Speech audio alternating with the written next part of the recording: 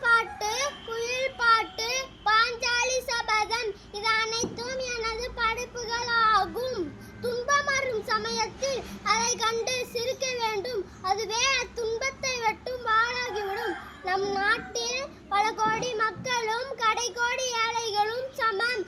நாம் இந்நாட்டின் மன்னர்களே. போராடி பெற்ற சுதந்திரத்தை பேணி காத்து சாதி மதம் மொழி இனம் பேதம் கலைத்து நாம் அனைவரும் இந்தியர்கள் என்ற ஒற்றுமை உணர்வுடன் வாழ்வோம். அனைவருக்கும் இனிய சுதந்திர தின நல்வாழ்த்துக்கள். ஜெய்ஹிந்த். நன்றி, வணக்கம்.